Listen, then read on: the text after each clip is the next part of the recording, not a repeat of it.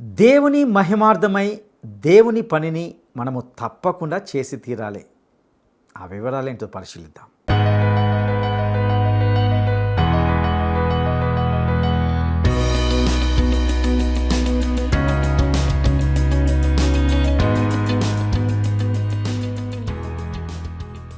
మహాగణుడును రక్షకుడైన యేసుక్రీస్తు అత్యున్నతమైన నామంలో ప్రేమధార టీవీ వీక్షకులందరికీ శుభములు తెలియజేస్తూ ఈనాటి కార్యక్రమానికి సాదరంగా ఆహ్వానిస్తున్నాం. నేటి మన ధ్యాన భాగంగా 1వ దినవృత్తాంత గ్రంథము 12, 13 అధ్యాయాలను ధ్యానించుకోబోతున్నాం. రాజుల గ్రంథాన్ని ప్రవచన రూపకంగా చూస్తే దినవృత్తాంతముల గ్రంథాన్ని యాజక దృక్పథంతో చూడాలి. ఈ పాఠంలో మనము గమనిస్తాం, అదేమిటంటే దావీదుకు సహాయకులుగా అనేకులు వచ్చి చేరారు. యూదా, ఇశ్రాయేలు పరిస్థితులను గూర్చి ఇందులో వింటాం. దినవృత్తాంతములు అంటే దినచర్యలు, అనగా దేవుడు రాయించిన డైరీ. దేవుడు రాయించిన విషయాలే ఇందులో వ్రాయబడ్డాయి. రాజుల గ్రంథంలో లేనివి దినవృత్తాంతంలో కనిపిస్తాయి. రాజుల గ్రంథం చెరకు ముందు, దినవృత్తాంతములు చెర తదుపరి వ్రాయబడిన గ్రంథాలై ఉన్నాయి. ఇందులో ఇశ్రాయేలు, యూదా రాజ్యాలకు ఎలాంటి ప్రాముఖ్యత ఇవ్వబడలేదు, కానీ దేవుని దృష్టి కోణంలోనే ఇందలి రాజకీయాలను తెలుసుకోగలిగాం. ఇందులో ఇశ్రాయేలు, యూదా రాజ్యాలకు ఎలాంటి ప్రాముఖ్యత ఇవ్వబడలేదు, కానీ దేవుని దృష్టి కోణంలోనే ఇందలి రాజకీయాలను తెలుసుకోగలుగుతాం. మరియు మరికొన్ని వంశావళుల వివరాలు ఇందులో తెలుసుకుంటాం. ఈ పాఠంలో కొంతమేర సౌలును గూర్చిన ప్రస్తావన గమనిస్తాం. అదేవిధంగా దావీదు సిబ్బంది కూర్పును గూర్చి వింటాం. ఇక 13వ అధ్యాయంలో దేవుని మందసం యొక్క ప్రాధాన్యతను గుర్తించిన దావీదు ఏమి చేశాడో అప్పుడు జరిగిన విషయాలను ఇందులో చర్చిస్తాం. ఇక సందేశాన్ని విందామా? ప్రియ శ్రోతలారా, 1 దినవృత్తాంతముల గ్రంథం మనకెన్నో చారిత్రక సత్యాలను జ్ఞాపకం చేస్తున్నది. దినవృత్తాంతాలు మనం వింటున్నామంటే ఇది దినచర్యల గ్రంథం, దేవుడు రాయించిన డైరీ. రాజుల గ్రంథంలో చెప్పబడని సంగతులు ఇందులో పేర్కొనబడతాయి. ఈ గ్రంథం మీరు వింటున్నప్పుడు ఒక ప్రాథమిక సత్యాన్ని జ్ఞాపకం ఉంచుకోవాలి. రాజుల గ్రంథం చెరకు ముందు రాయబడింది, చెరకు తరువాత దినవృత్తాంతముల గ్రంథం రాయబడింది. రాజుల గ్రంథం ప్రవచనాత్మకమైనది, చరిత్రను ప్రవచన రూపంలో చూచాము. కాని దినవృత్తాంతముల గ్రంథం అలా కాదు. యాజకత్వ దృక్పథంలో ఈ గ్రంథాన్ని చూడాలి. ఈ గ్రంథంలో దేవాలయం ముఖ్యమైన సన్నివేశం. దావీదు పరిపాలన వర్ణించబడింది. ఇశ్రాయేలు రాజ్యానికి ప్రత్యేకంగా ఎట్టి ప్రాముఖ్యము ఇవ్వబడలేదు. ఇశ్రాయేలు, యూదా అని 2 రాజ్యాలుగా కాక దేవుని దృక్పథంలో రాజకీయ పరిణామాన్ని ఈ గ్రంథం వివరించింది. మొదటి 9 అధ్యాయాలలో వంశావళులు పేర్కొనబడ్డాయి. 10వ అధ్యాయంలో సౌలు జీవితంలోని అంతిమ ఘడియలు మనకు వివరించబడ్డాయి.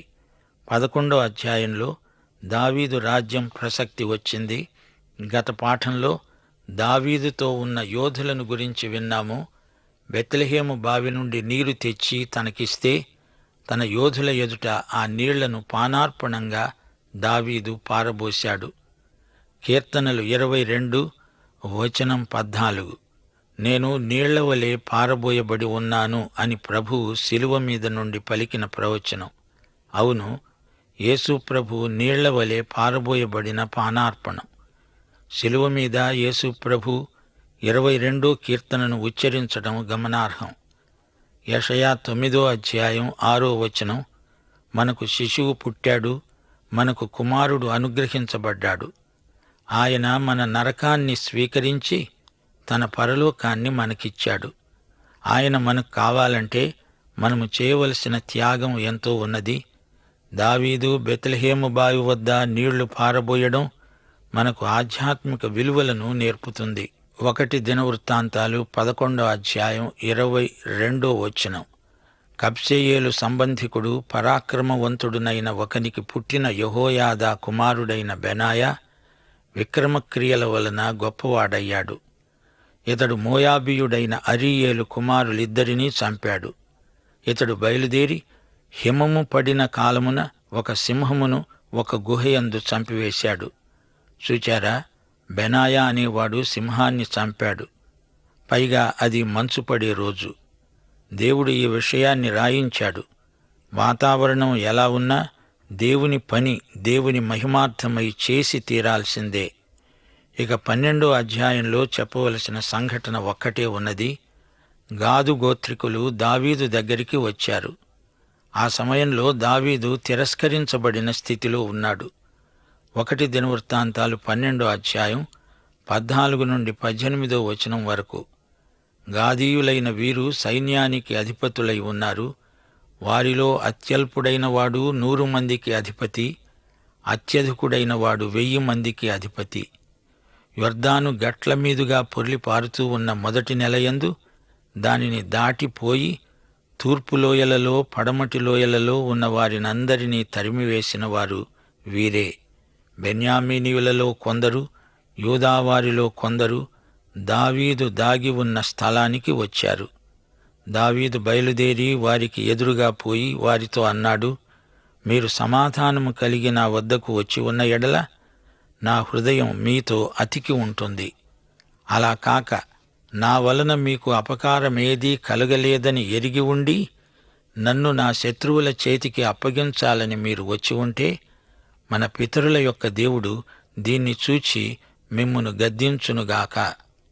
అప్పుడు 30 మందికి అధిపతి అయిన అమాషై ఆత్మవశుడై అన్నాడు, దావీదు, మేము నీ వారము.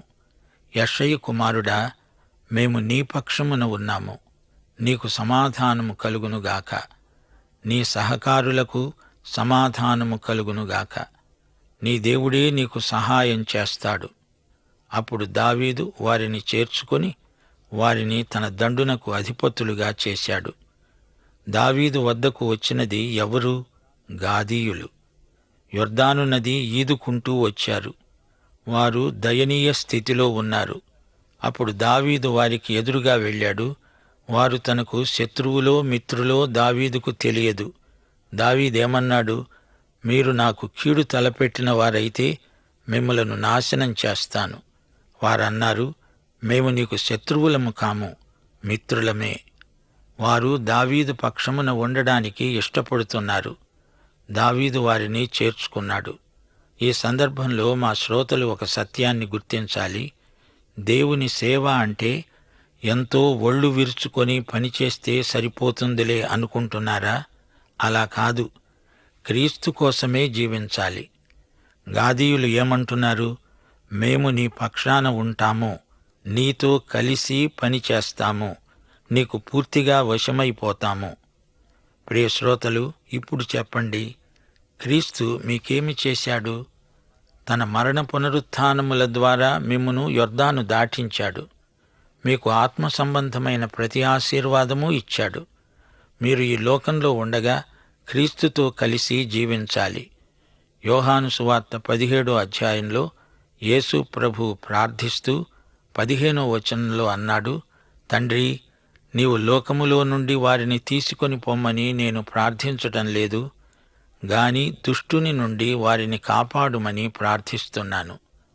ఈ లోకంలో ఉండగా మనము ఉత్తమ క్రైస్తవ జీవితాన్ని కొనసాగించాలి, నిర్వహించాలి. బాధ్యత గల వ్యక్తులమై బ్రతకాలి. ఈ లోకములో ఉండగానే మంచి క్రైస్తవ ప్రవర్తనను చూపగలగాలి. యేసుక్రీస్తుకు పూర్తిగా లొంగిపోవాలి.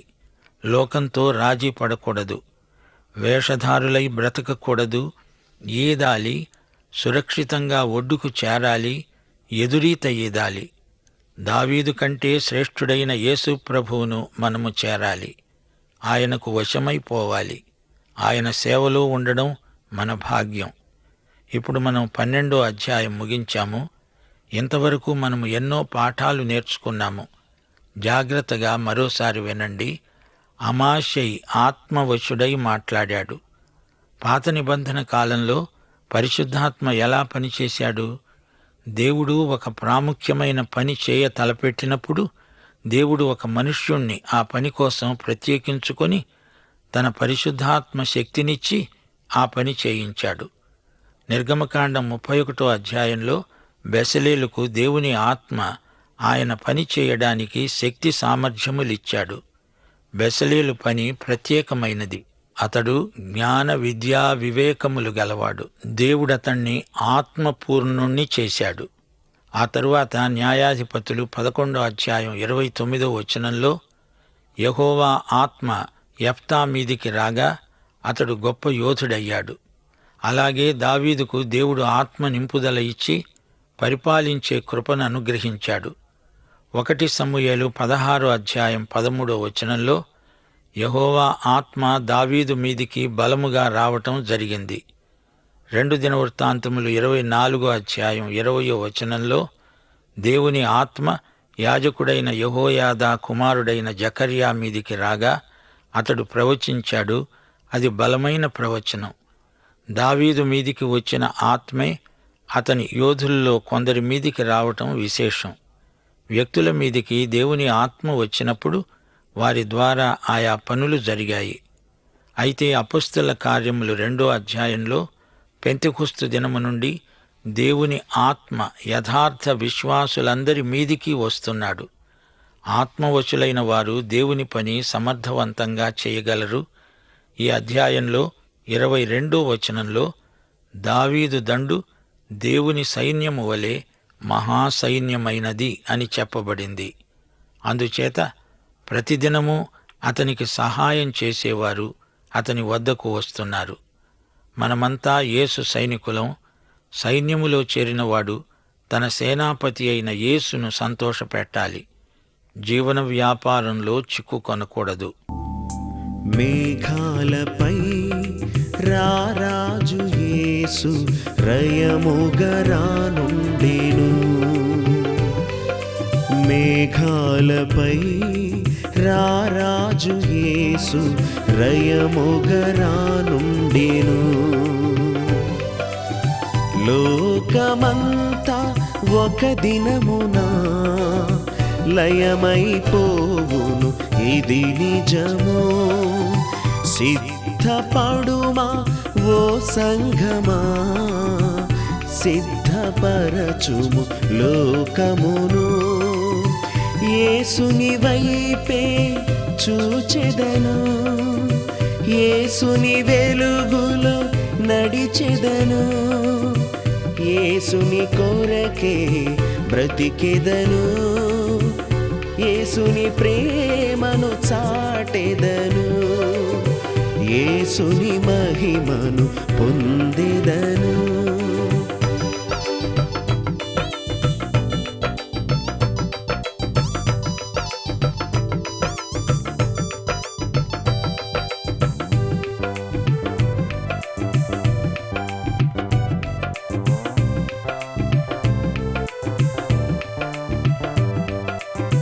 మొదట గొరియా పిల్లగా ఒదిగి వచ్చెను. మొదట గొరియా పిల్లగా ఒదిగి వచ్చెను. కొదమ సింగముగా ఇప్పుడు అధికారముతో రానుండెన్. కొదమ సింగముగా ఇప్పుడు అధికారముతో రానుండెన్.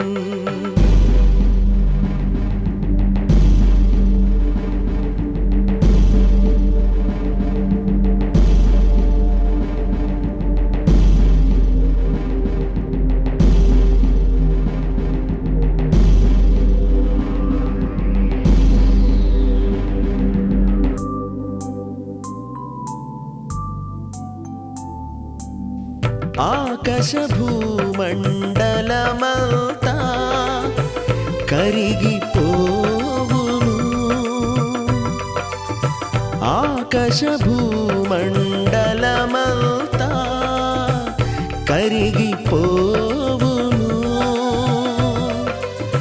మిక్కుటమైన వేంద్రముతో ఈ పుడమి కాలిపోవును. మిక్కుటమైన వేంద్రముతో ఈ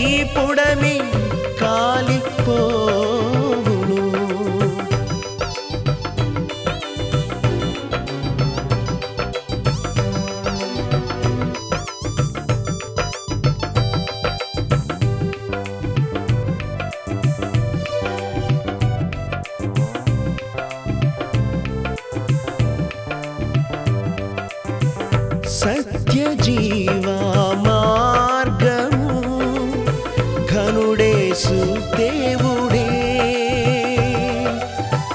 సత్య జీవా మార్గము ఘనుడేసు దేవుడే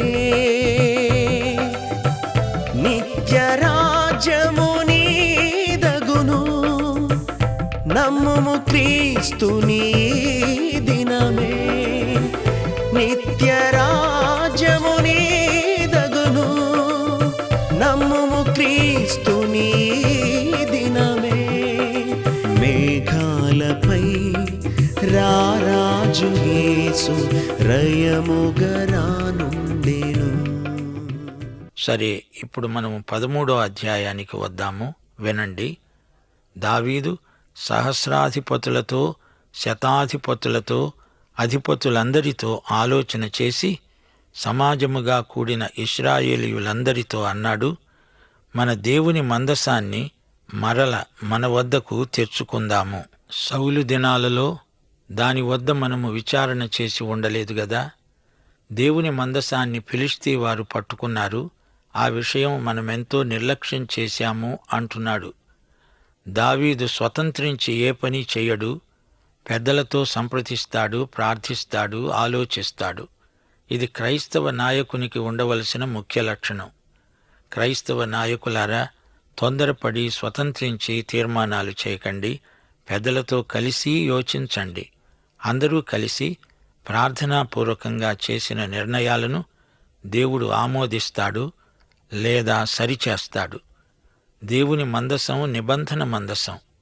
అది అతి పరిశుద్ధ స్థలంలో ఉండవలసింది. హీబ్రూ ప్రజల విశ్వాస భావనలో నిబంధన మందసం ఎంతో ప్రాముఖ్యమైనది. అది ఒక కళాఖండం. అది ఒక పెట్టె లాంటిది. అందులో దశాజ్ఞల పలకలుంటాయి. దావీదు యెరూషలేమును తన రాజధాని నగరంగా ఏర్పరచుకున్నాడు.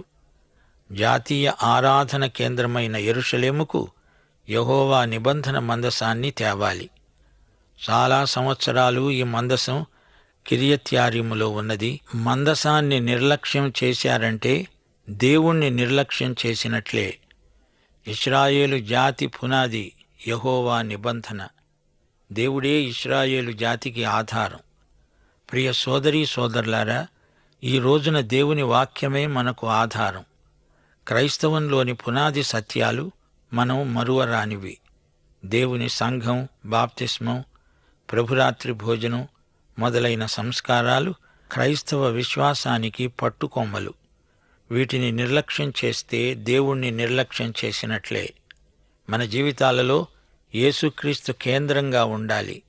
8వ వచనం, దావీదును ఇశ్రాయేలీయులందరూ తమ పూర్ణ శక్తితో దేవుని సన్నిధిలో పాటలు పాడుతూ సితారాలను, స్వరమండలములను, తంబురలను, తాళములను వాయిస్తూ బూరలను ఊదుతున్నారు. పాత నిబంధనలో ఆరాధన ఎంత ఉత్సాహభరితమైనదో చూచారా? ఉత్సాహధ్వనులు వినపడ్డాయి. దావీదు ఆనందాతిరేకంతో ఆరాధించాడు. సంగీత నినాదాలు వినిపించాయి. ఆ నినాదాలు దిక్కులు పిక్కటిల్లాయి. అయితే మన ఉద్రేకాలలో సమతూకం ఉండేట్లు చూసుకోవాలి. అతిగా ప్రవర్తించడం భక్తి అనిపించుకోదు. ఆరోగ్యవంతమైన సమతౌల్యం భక్తి జీవితానికి ఎంతో పరిపక్వతను, అందాన్ని సంతరిస్తుంది. అటుగాని ఇటుగాని అతిగా మొగ్గితే అపార్థానికి గురి అవుతాము. ఆరాధన అంటే ఏమిటి? ఆరాధన విశ్వాసుల జీవితానికి, అనుభూతికి వ్యక్తీకరణ. వారు తమ దేవుణ్ణి ఎంతగా ప్రేమిస్తారో వ్యక్తం చేయటమే ఆరాధన. 10వ వచనం, వారు కీదోను కళ్ళము వద్దకు వచ్చినప్పుడు ఎడ్లకు కాలు జారినందున మందసాన్ని పట్టుకోవాలని ఉజ్జా చెయ్యి చాపగా యెహోవా కోపం అతని మీద రగులుకొన్నది. అతడు తన చేయి మందసము వద్దకు చాపగా ఆయన అతణ్ణి మొత్తాడు. గనుక అతడు అక్కడనే దేవుని సన్నిధిలో చనిపోయాడు. శ్రోతలు చెప్పండి, ఉజ్జా ఎందుకు చనిపోయాడు? అతడు మందసాన్ని తాకాడు. ఈ నేరానికి అతడు అక్కడే పడి చచ్చాడు. మందసాన్ని ఎలా తరలించి తేవాలో దేవుడు స్పష్టంగా చెప్పాడు. అయితే వారు దేవుని మాటలను లక్ష్యపెట్టలేదు. లేవీయులు మాత్రమే మందసాన్ని మోయాలి. మందసాన్ని భుజాల మీద దండెకర్రలపై ఉంచి మోసుకు వెళ్ళాలి. దానినెవరూ చేతులతో తాకకూడదు. మందసాన్ని బండి మీద తేవడం అన్య సాంప్రదాయం, ఫిలిష్తీ సాంప్రదాయం. ఉజ్జా మందసం పడిపోకుండా పట్టుకుందామనుకున్నాడు. కాని అలా పట్టుకోకూడదు. అది పాపం, నేరం. కేవలం శరీర సంబంధమైన ఉత్సాహం ఉంటే సరిపోతుందా? దేవుని మాట వినాలి. ఈ సంఘటన ద్వారా దావీదు కూడా గొప్ప పాఠం నేర్చుకున్నాడు. మన ఆసక్తి శరీరానుసారమై ఉండకూడదు. 11వ వచనం.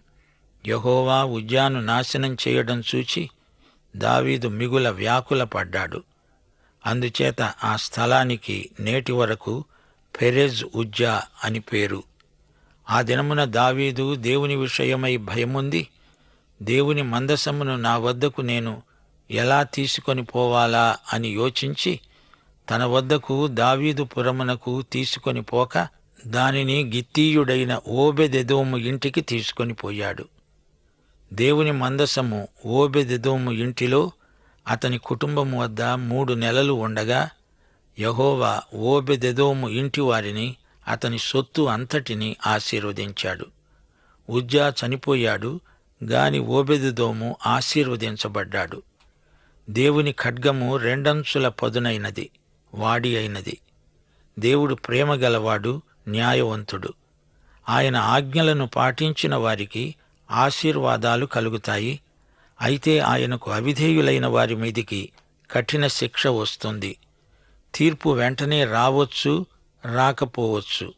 ఎప్పుడో ఒకప్పుడు తీర్పు వచ్చి తీరుతుంది. సజీవుడైన దేవుని చేతిలో పడడం భయంకరమే. కాని ఆయన మాట వినేవారికి ఆయన చేతిలో ఉండడం ఆశీర్వాదమే. ప్రియ శ్రోతలు, దేవుని ఆశీర్వాదాలతో పాటు బాధ్యతలు కూడా వస్తాయి. ఆయన ఆజ్ఞ మేరకు మనము జీవించాలి. దావీదు తన తప్పు గ్రహించాడు. వెంటనే మందసాన్ని ఓబెదెదోము ఇంటిలో ఉంచాడు. ఆ తరువాత దేవుడు చెప్పినట్లే మందసాన్ని యెరూషలేముకు తెస్తాడు. దేవుని సేవ దేవుని పద్ధతిలోనే చెయ్యాలి. దావీదు ఉద్దేశ్యం చాలా మంచిది. మందసం తేవటం మంచిదే. అందరితో సంప్రదించాడు. కాని దేవుణ్ణి కూడా సంప్రదించి ఉంటే బాగుండేది. క్రైస్తవ నాయకులు ప్రజలను దేవుని మార్గములోనే నడిపించాలి, తమ సొంత మార్గములో కాదు. ఈ సందర్భంలో మా శ్రోతలు మరొక సత్యం గ్రహించాలి. దేవుడు మందసంలో ఉండడు. మందిరంలో దేవుడు తన ప్రజలను కలుసుకుంటాను అన్నాడు. కాని మందిరంలో నివాసముంటాను అనలేదు. మందసం విషయంలో జరిగిన సంఘటన దావీదుకు, అధిపతులకు గొప్ప కనువిప్పు. సులభ పద్ధతులు పనికిరావు. దేవుని వాక్యం ప్రకటించాలి అంటే కష్టపడాలి. అందులో సులభ పద్ధతులంటూ ఉండవు. మందసాన్ని బండి మీద పెట్టకూడదు. లేవీయులు మోయాల్సిందే. గలతీ పత్రిక 6వ అధ్యాయం 5వ వచనంలో పౌలు ఏమన్నాడు? ప్రతివాడు తన బరువు తానే భరించుకొనవలెను గదా. దేవుని వాక్యాన్ని ప్రకటించటంలో సులభ పద్ధతులను వెదికే వారికి శ్రమ. నీవు స్వయంగా ప్రకటించాల్సిందే. నీవు కష్టపడాల్సిందే. వేరే మార్గం లేదు. ఉజ్జా దేవునికి ఏదో సహాయం చేద్దామనుకున్నాడు. సోదరా, సోదరి, దైవ సేవ అంటే నీవు దేవునికి సహాయం చేయడం కాదు, దేవుడే నీకు సహాయం చేస్తాడు. దేవుని సేవ దేవుని పద్ధతిలో, దేవుని సహాయంతో, దేవుని నిబంధన ప్రకారం చేయాలి. ఈ అధ్యాయంలో మనము నేర్చుకున్న పాఠాలు మన జీవితానికి ఎంతో అవసరమైనవి. 5వ వచనంలో దేవుని మందసమును కిర్యత్యారీము నుండి తీసుకొని రావడానికి దావీదు ఈజిప్టు యొక్క షీహోరు నది మొదలుకొని హమాతుకు పోయే మార్గము వరకు ఇశ్రాయేలీయులందరినీ సమకూర్చాడు. గమనించాలి, షీహోరు నుండి హమాతు వరకు అంటే దేశం ఆ చివర నుండి ఈ చివర వరకు అని అర్థం. హమాతు ఆ దేశం ఉత్తర సరిహద్దుల్లో ఉన్నది. ప్రియ శ్రోతలు, ముగింపులో మీకొక ప్రాముఖ్య విషయం చెప్పగోరతాము. తీర్పు అనే మాట ఎల్లప్పుడూ మన దృక్పథంలో నిలిచి ఉండాలి. నిత్యత్వానికి చెందిన విషయాలను తక్కువ అంచనా వేయకూడదు. కొండ శిఖరాన్ని చూచి అది ఎంత ఎత్తు అని నిర్ణయించడానికి నీ చిన్న మనస్సు పనిచేయదు. చిన్న చిన్న పుట్టలు గుట్టలు నీకు పరిచితమైనవే. కాని పరలోక మహిమైశ్వర్యాన్ని అంచనా వేయాలంటే నీకు పరిశుద్ధాత్మ జ్ఞానం కావాలి. అందుకే పౌలన్నాడు, రోమా 11:33 ఆహా, దేవుని బుద్ధిజ్ఞానముల బాహుళ్యం ఎంతో గంభీరం. ఆయన తీర్పులు శోధింపనెంతో అశక్యములు. ఆయన మార్గములెంతో అగమ్యములు. ప్రభువు మనస్సును ఎరిగిన వాడెవడు? ఆయనకు ఆలోచన చెప్పిన వాడెవడు? పాఠం సమాప్తం. ప్రభు అయిన యేసుక్రీస్తు వారి కృప, తండ్రి అయిన దేవుని ప్రేమ, పరిశుద్ధాత్మ అన్యోన్య సహవాసము మనకందరికీ సదాకాలము తోడై ఉండునుగాక. ఆమేన్.